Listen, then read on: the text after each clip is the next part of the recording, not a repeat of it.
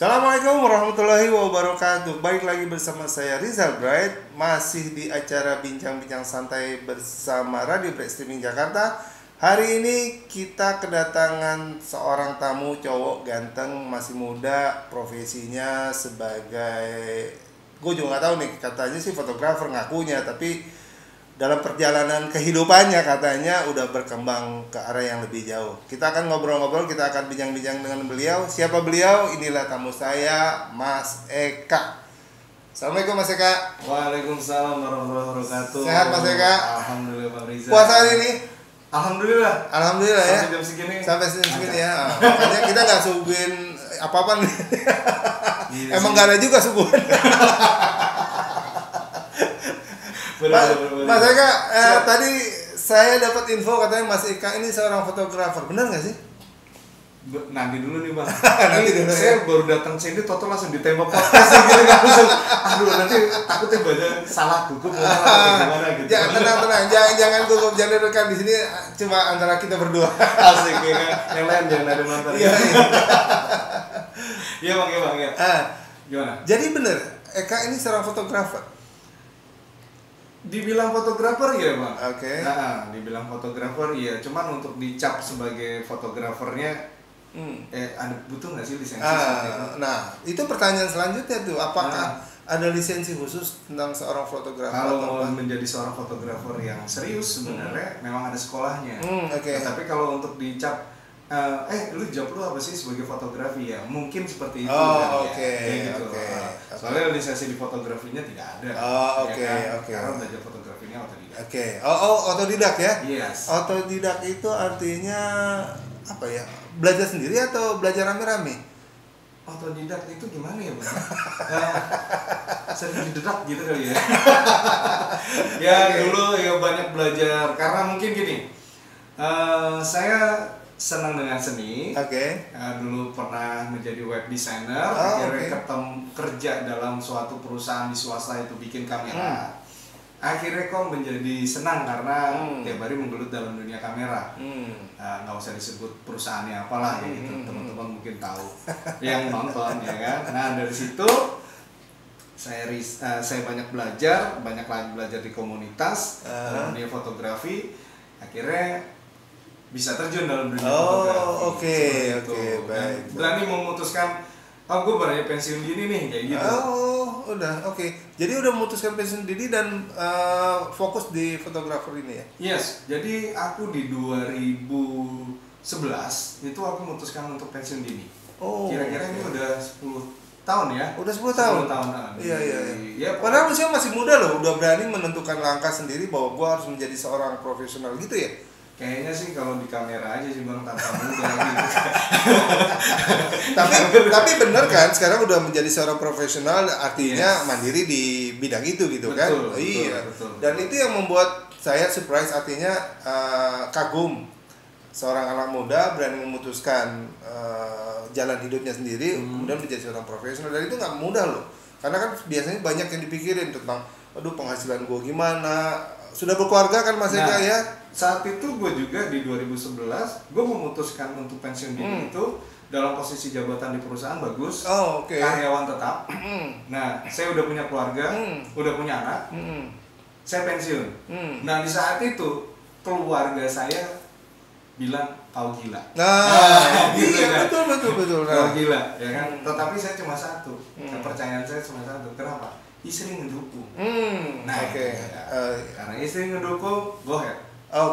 Dan itulah titik awalnya Mas Eka menjadi seorang fotografer profesional. Mas Eka ditahan dulu cerita-ceritanya karena setelah ini saya sebenarnya juga belum mengenal Mas Eka banyak kan. Siapa namanya, panjangnya Mas Eka, kegiatan apa aja yang sudah dilakukan dan segala macam. Kita akan kembali lagi setelah yang satu ini Mas Eka. Hai sahabat Prima, dalam rangka memperingati 10 tahun Prima Freshmart, kita lagi ngadain kue nih. Lomba menghias makanan bertema 10 tahun Prima Freshmart. Pertama-tama, beli dulu ya bahan-bahannya di Prima Freshmart terdekat. Sekarang, mari kita masak.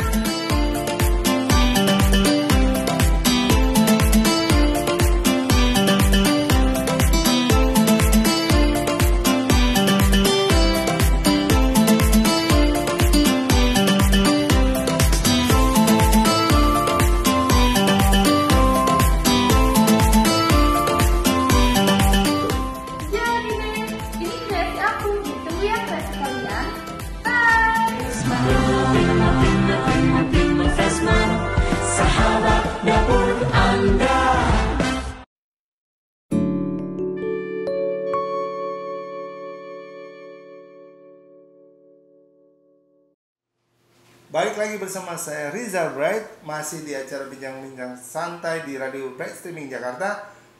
Masih ngobrolin soal fotografer sama tamu saya, Om Eka. Tapi Brighters, saya belum mengenal banyak tentang Mas Eka nih, bahkan nama panjangnya saya belum tahu. Karena susah disebutin, biar beliau sendiri yang sebutin namanya. Oke, Brighters, balik lagi bersama Mas Eka. Halo. Mas Eka, tadi belum disebut nama panjang nih sebenarnya. Saya pernah di-mention sama Mas Eka namanya siapa gitu, karena susah saya nggak berani nyebutin. Sudah akan sebutin sendiri Mas Eka. Ini emang nama saya itu Eka Winarotomo. Winarotomo. Winarotomo. Nah itu nggak gampang orang bisa nyebut. Iya. Biasanya dari dulu guru saya itu 3 kali nyebut baru bisa. Oke. Iya. Ya, kalau guru nyebutin sampai 3 kali, kalau saya karena ada faktor Mas Eka. Oke, Mas Eka boleh lanjut ya, kita ngobrol. Siap. Mas Eka, siap. Tadi kan udah di awal cerita tentang keputusan untuk mengambil posisi sebagai profesional, ya, dan sudah mandiri ya. Dari tahun berapa itu Mas Eka? Aku dari 2011 ya. 2011. Kalau ya untuk profesionalnya udah di 2011. 2011 ya. Jadi 2011 putuskan akhirnya profesional, membuka studio fotografi sendiri. Yang usianya di 7 bulan dirampok habis semuanya. Oh, kejadian rampokan juga berarti ya? Iya. Oh, oke. Waduh, bahaya itu. Oke. Boleh cerita nggak kejadiannya? Ya kejadiannya di tahun berarti di tahun 2018. Di 2011 itu ya. 2011 itu ya. Di 2011 tepatnya kalau nggak salah di bulan Agustusan lah ya. Jadi 2011 mulai, 7 bulan berikutnya kena musibah. Itu. Iya. Berarti memulai lagi dari awal. Akhirnya ya memulainya setara dari teman-teman. Udah bukan start kita coba di luar, tapi dimulai dari rumah. Mungkin Tuhan tidak mengizinkan untuk dibuka di luar kali ya. Pas mulai di dalam, maksudnya saya tidak punya kantor sendiri, saya punya kantor di kamar sendiri semuanya, ya akhirnya malah jadi lebih go ahead. Oke. Lebih go ahead gitu. Jadi kebuka lah linknya lebih. Iya. Itu hal yang luar biasa loh. Ya maksud saya 2011 memulai, dalam jangka waktu dekat kena musibah dan harus ter-challenge lagi kan ya. Yes. Dalam membuat satu keputusan mandiri, ada musibah, mulai dari nol lagi. Secara psikologis pasti waduh gimana nih gitu ya. Tapi akhirnya menjadi sesuatu hal yang luar biasa karena memulai dari rumah dan outputnya sampai sekarang hasilnya jauh lebih baik ya. Lebih baik. Berarti kan dari tahun 2011, sekarang 2021, sudah hampir 10 tahun. Iya. Ya. Hasil karyanya kalau boleh cerita? Karya apa nih? Waktu dalam menjalankan aktivitas sebagai profesional fotografer sudah pernah melakukan kerjasama dengan siapa saja, kemudian aktivitasnya apa aja. Oke. Klien-kliennya lah kalau boleh dibilang. Jadi di 2011 itu saya itu masih dalam dunia fotografinya dibilang profesional ya, cuman belum masuk ke corporate yang banyak. Oke. Akhirnya di 2012 kalau nggak salah di 2013 itu saya saya bergeser menjadi seorang videografi. Oke. Nah, di videografi inilah yang membuat akhirnya link menambah banyak dan bisnis saya ini bisa masuk ke dalam dunia corporate. Nah, karena mungkin waktu pas videografi itu waktu 2013 itu lagi hype-nya tuh ya cinema wedding. Nah, aku masuklah dalam dunia cinema wedding yang belum banyak orang tahu seperti sekarang gitu loh. Cinema wedding. Nah, dari situlah punya teman banyak waktu itu aku di 2013 itu banyakkan ke wedding Chinese dan internasional. Dan banyak banget tuh saat itu lagi hype-nya tuh wedding expo. Jadi seluruh Indonesia tuh banyak yang pasti patokannya ke Jakarta. Alhamdulillahnya karena saya banyak rekanan di Jakarta dan akhirnya saya banyak klien-klien saya itu di daerah-daerah. Jadi saya banyak keliling Indonesia dalam dunia wedding. Nah, di 2013 masuk ke 2014. 2014 saya masuk ke dunia corporate, yaitu kerjasama dengan PT Diandra untuk eventnya itu di Expo IFEX, International Furniture Expo Indonesia. Itu dari 2014 sampai 2017. 2017, okay. Nah, di 2017. Nah, berkembangan banyak karena saya saat itu di Diandra.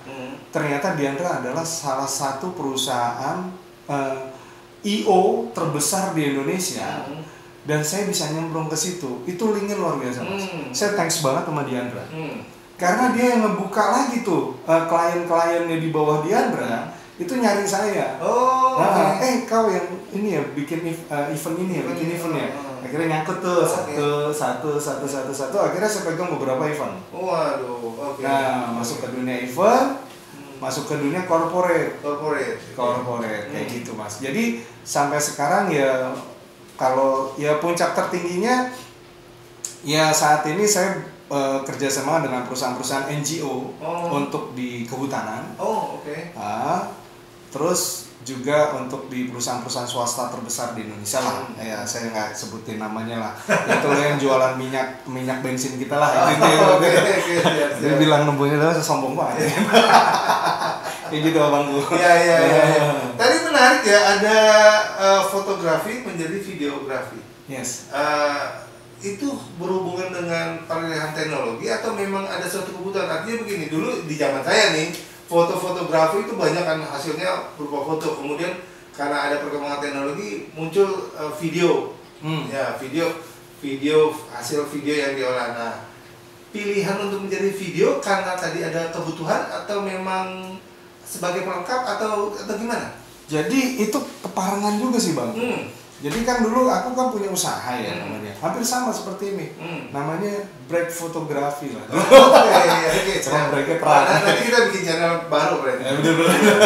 Nah, di situ saya kekurangan seorang videografi. Karena setiap project-project itu yang orang videografinya itu tidak sesuai dengan ekspektasi yang saya inginkan. Kayak gitu kan. Pingin begini, kok nggak bisa. Pingin begitu nggak bisa gitu kan. Karena saya punya tim fotografinya agak banyak kan daripada orang videografinya. Karena saat itu nyari orang videografi yang benar-benar punya spek khusus itu sedikit, Mas. Di saat itu karena dunianya kan saat itu digital masih dalam dunia fotografi kan, masih dalam dunia foto kan. Handphone dalam foto, video lagi belum bagus-bagus banget. Nah, seperti itu banyak kebutuhan di videografi tetapi nggak ada orang. Nah, gimana ya akhirnya? Ya keparangan kali ya, gitu akhirnya saya nyemplung aja gitu karena saya dulu ngedirect beberapa project kayak gitu, akhirnya saya tahu lu ngambilnya masih begini kayak gitu. Akhirnya pas masuk dunia videografi ya tinggal setel doang aja gitu. Akhirnya banyak belajarnya di editornya mungkin ya. Di dunia editornya kayak gitu, Bang. Oh, berarti ada kegiatan fotografi, videografi termasuk mengeditoring juga ya? Yes. Sampai jadi dari output pengambilan sampai output hasilnya Mas Eka yang ngetik. Nah, di situ banyak banget ternyata pas masuk dalam dunia fotografi. Ini lucu juga nih, Bang. Dalam dunia fotografi, saya tuh cuma dulu belajar sama teman-teman saya. Oke, dunia lighting. Oke, kita pakai belajar teknik lampu 1 2 3 4 5, ya kan, teknik studio ya.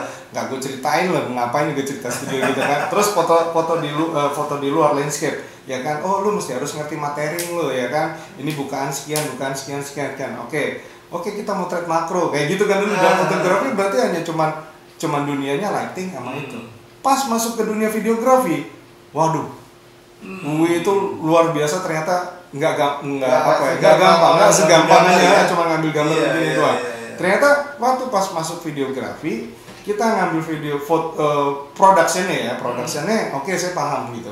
Pas masuk ke post productionnya, oh ternyata post production itu ngedit.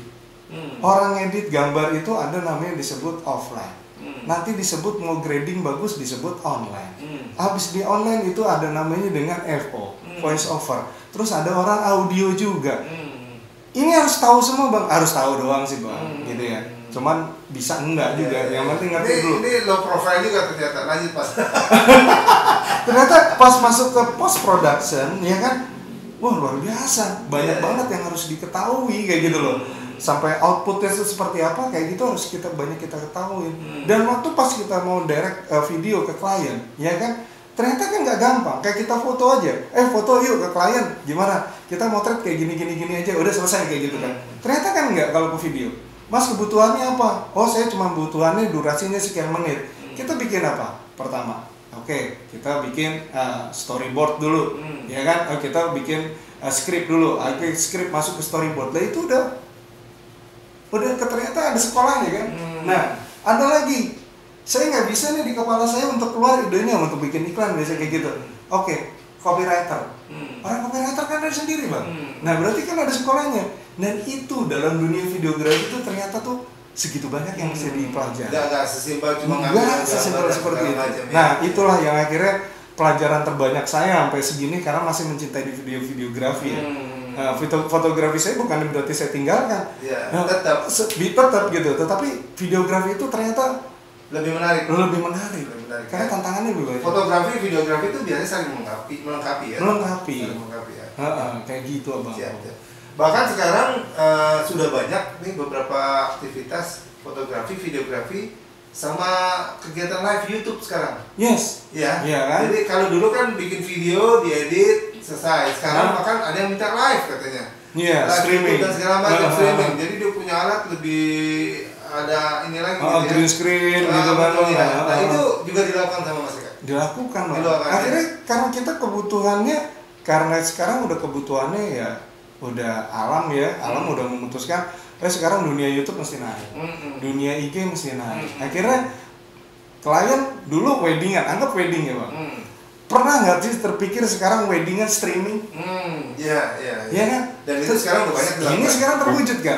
Dulu di 2000, ingat saya di 2012 2013, saya pernah ngobrol sama teman saya gitu kan, dalam dunia videografi. Lu kepikir nggak nanti wedding itu bakalan streaming? Kenapa? Pasang aja CCTV kayak gini-gini. Nanti klien tinggal datang angpau, ya nggak pakai IP. Gue bilang kayak gitu. Dulu nggak ada tuh. Nggak ada. Ternyata ini terwujud tuh sekarang. Betul. Ya kan? Undangan udah nggak disebar. Iya. Ya kan? Undangan udah pakai WA, udah ada webnya tuh kan? Ada webnya. Udah kayak gitu, nanti amplopnya undangan nomor berapa, udah tinggal scan, lu mau bayar pakai OVO. Iya, betul. Gitu. Iya. Pernah nggak berpikir hal seperti itu? Akhirnya weddingnya masih streaming YouTube kan? Nah, apalagi di zaman pandemi begini kan? Iya. Di mana ada kerumunan yang dibatasi, sehingga ujung-ujungnya kegiatannya melalui streaming. Iya. Dan ini udah ternyata era berubah, Bang. Era berubah. Dan apakah kita tahu nih setelah selesai COVID ini nanti balik lagi? Belum tentu. Belum tentu. Kenapa? Yang udah nyaman seperti ini bisa jadi goal kan? Iya, betul. Oke, Mas Eka, berarti ada transformasi ya kegiatan fotografer itu. Yes. Dulu orang kebutuhannya foto-foto buat wedding, kemudian ada tambahan video sebagai pelengkap ya. Tapi lambat laun video yang menjadi pilihan utama, fotografi menjadi pelengkap. Sekarang dunianya adalah live streaming. Di mana dia melakukan video, foto sekaligus streaming menjadi satu kesatuan ya. Yes. Apalagi di masa pandemi nih. Benar. Kebutuhan saudara kita yang ada di daerah sana, di negara sana, misalnya pengen lihat tapi nggak bisa hadir, akhirnya ada fasilitas live streaming. Dan itu semua disiapkan sama timnya Mas Eka ya. Boleh tahu nggak timnya Mas Eka ini di bawah payung apa namanya? Sebenarnya di bawah payung sih enggak Mas. Soalnya di badan usaha aja sih. Di badan usaha. Tetap aja dunianya kita nyomot satu orang ya kan. Freelance lah.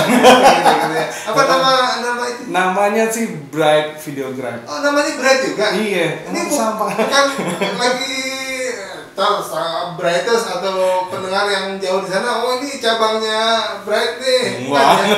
Sebenarnya kita baru ketemu ya. Baru ketemu apa? Iya. Brightnya seperti ini ya. Bright cerah. Bright ya. Jadi BRIGHT. Bright. Oh bahasa Inggris ya. Kali ini kan bukan bahasa Inggris nih. Makanya itu pas tadi loh, hampir sama nih. Iya. Brighters ini bukan satu payung ya, satu atap enggak. Jadi berdiri sendiri kebetulan ketemu aja di sini. Mas Eka begitu. Oke.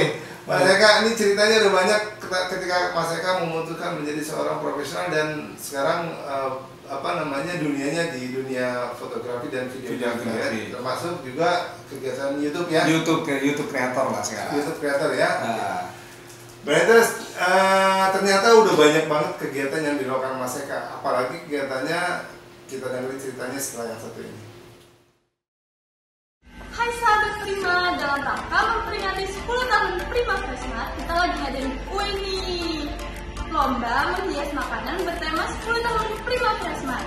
Pertama-tama, beli dulu ya bahan-bahannya di Prima Freshmart terdekat. Sekarang, mari kita masak.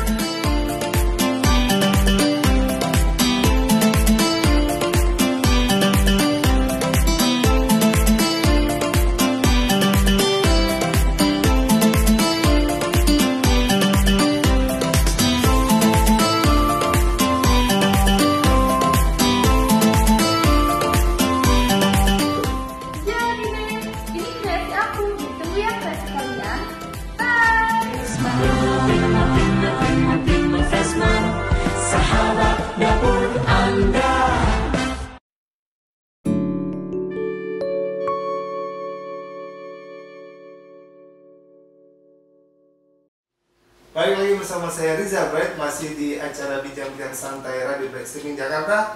Masih bersama tamu saya Mas Eka titik. Nah, lagi kan namanya.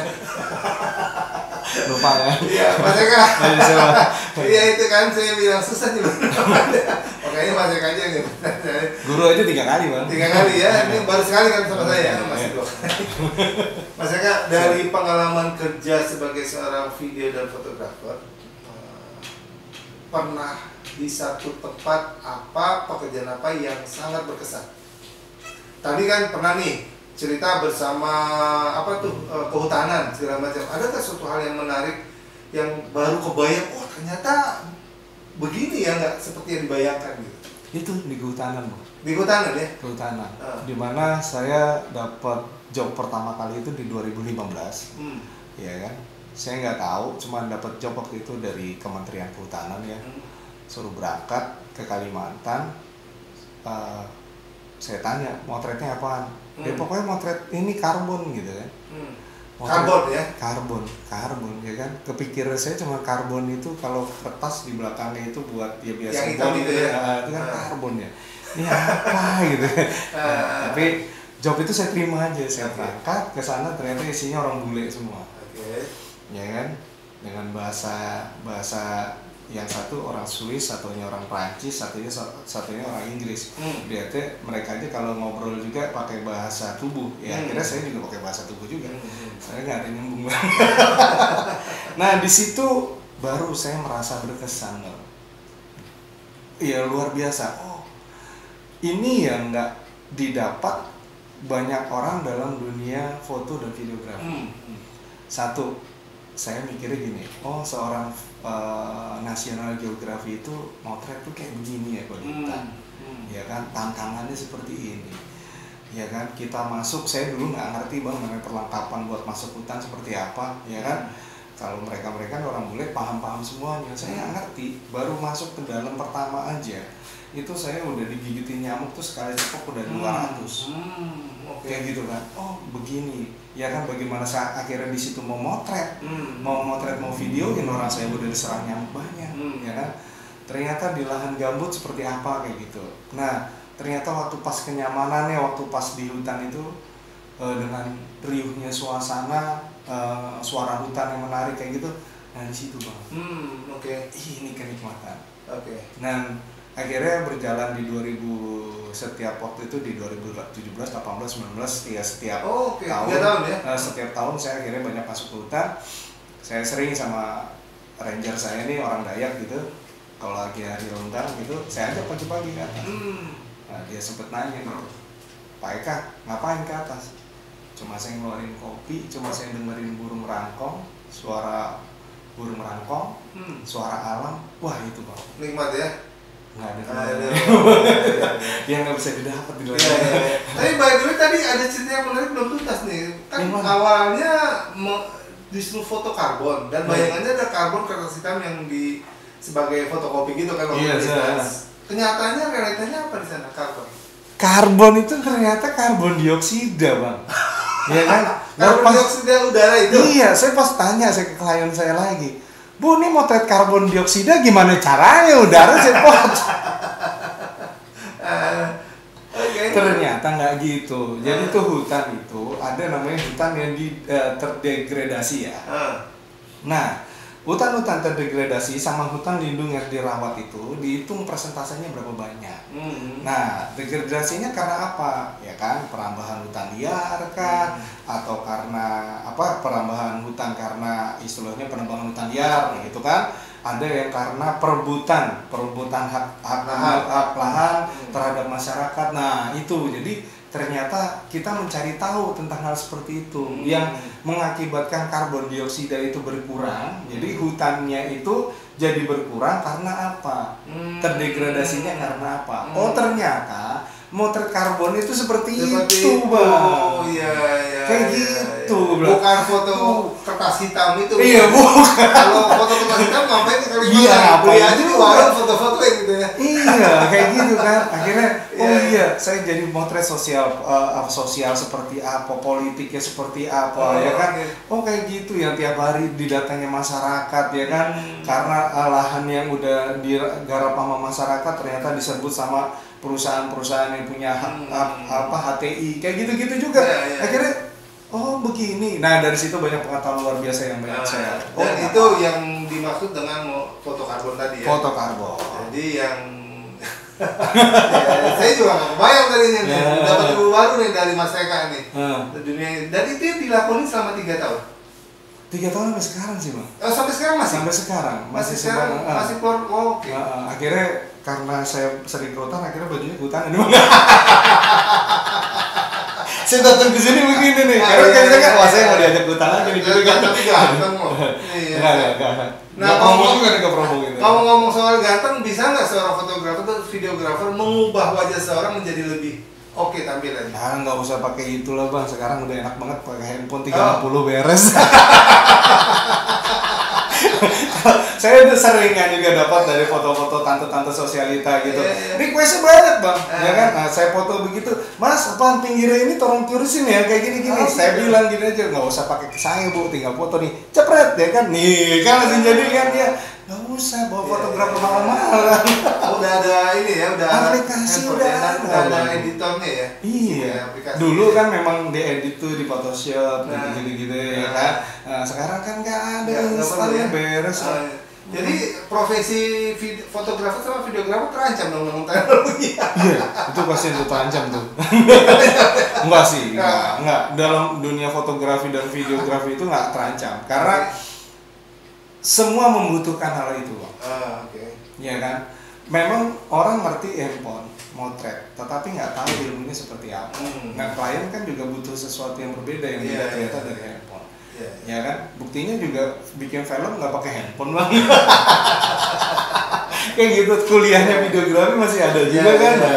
Seperti itu lagi. Teknologi jadi melengkapi kebutuhan dari karena kan di situ ada insting, ada sudut pandang seseorang fotografer ya. Bukan hanya sebagai menggunakan teknologi. Walaupun sekarang kan banyak nih otomatik alat tadi yang kan ada yang manual, ada matic kan gitu ya. Sekarang aja deh otomatik jadi lebih gampang, pencahayaan, penajaman dan segala macam udah alat yang atur ya. Sebagai seorang fotografer atau videografer profesional itu membantu atau memang ada seni lain yang didapat? Kalau untuk matic otomatik tadi gitu, sebenarnya nggak membantu, Bang. Nggak membantu ya? Nggak membantu. Ya kan gini, dalam motret itu kan ada disebut kalau motret alam, motret orang gitu kan, kalau di luar di outdoor begitu kan harus ngerti materi. Apa yang mesti difokusin? Oke, orang ini dalam siang hari, ya kan? Dalam siang hari saya foto nih, ya kan? Pasti gimana? Di matanya hitam dong karena lurus kan sinarnya. Kalau pakai handphone, terang semua. Tapi akhirnya langitnya apa? Dianimasiin kan, atau dijadi biru-biruin. Ya itu kan software, Bang. Tapi kan aslinya kan nggak bisa begitu. Ya kan akhirnya mukanya jadi mulus-mulus begitu juga. Ya kayak gitu lah. Tetapi kan orang ada yang nggak butuh seperti itu. Yang ternyata di kamera nggak bisa. Nggak bisa, ya. Karena dia udah di setel duluan. Iya, makanya juga nggak mungkin juga kan seorang produksi kamera. Ini kameranya dari harga murah sampai harga mahal, terus ada handphone harga murah sama mahal. Dia jualan kamera doang, Bang. Enggak, itu masih terpisah dengan jualan lensa. Masa mau disamakan dengan satu kamera kan nggak mungkin juga sih. Dengan satu handphone kan nggak mungkin juga. Seperti itu lah kira-kira. Oke. Berarti ternyata nggak sesimpel dari manual ke otomatis ya. Nggak sesimpel seperti itu. Baik. Nah, Mas Eka, nanti boleh ya di-share hasil karyanya sehingga boleh ke pemirsa nih hasil karyanya Mas Eka seperti apa. Kemudian juga mungkin kalau ada yang tertarik, bagaimana cara berhubungan dengan Mas Eka. Oh iya, itu ada di YouTube saya Eka Winarotomo. Eka Winarotomo. Nih Winarotomo. Oke, Winarotomo. YouTube-nya Eka Winarotomo, IG-nya Eka Winarotomo. Facebook-nya sama. Eka Winarotomo juga. Kayak gitu semua. Berarti tolong diperhatikan wajahnya karena jangan-jangan Eka Winarotomo itu banyak, enggak ya? Enggak. Cuma satu ya? Cuma satu. Karena namanya susah. Untuk diliran sosial lah ya. Nanti dari abang bisa lah. Maksudnya untuk saya nih. Jangan-jangan jadi kan dari Bright kan. Saya dapat tonton di Bright nih. Oh iya, berarti kan dapat copyright itu dari Bright enggak mungkin kan? Gitu walaupun bisa lo langsung ke Mas Eka. Pokoknya lihat aja di channel Instagram, Facebook dan YouTube-nya Eka Winarotomo. Nah, itu ada tuh kontaknya, kemudian bagaimana berhubungan segala macam. Iya Mas Eka ya. Betul Bang. Jadi Brighters, ada pertanyaan lagi dari Brighters silakan. Oke, Mas Eka, terima kasih banyak sudah hadir di studio Radio Bright. Thank you atas sharing ilmunya. Saya makasih banyak juga nih. Diundang, nggak ada rencana-rencana, atau begini. Iya. Inilah hebatnya Radio Bright. Kita spontanitas aja, nggak ada rekayasa di antara kita kan. Tiba-tiba namanya sama aja. Jadi sobat nih ya, saya dihubunginnya tuh cuma begini doang. Besok pagi datang ya. Iya, kita ngobrol-ngobrol aja gitu kan. Oh ya wes kita datang. Ternyata ngobrol begini loh. Gua nggak ada skrip, nggak ada apa ya. Kayak gini deh apa adanya. Apa adanya ya. Abangku ini jago banget ya. Oke, sekali lagi Mas Eka, terima kasih sudah hadir di studio Radio Brighters. Itulah bincang-bincang saya bersama Eka Winarotomo. Nah, saya udah mulai hafal kan. Eka Winarotomo, jangan lupa ketika Anda butuh fotografer, videografer, kontak Bapak ini. Beliau oke hasilnya. Apa hasilnya? Bagaimana hasil karyanya? Nanti nonton di video Radio Bright Streaming Jakarta. Brighters, sampai jumpa lagi di acara berikutnya. Bye. Hai sahabat Prima, dalam rangka memperingati 10 tahun Prima Freshmart, kita lagi ngadain kue nih. Lomba menghias makanan bertema 10 tahun Prima Freshmart. Pertama-tama, beli dulu ya bahan-bahannya di Prima Freshmart terdekat. Sekarang, mari kita masak.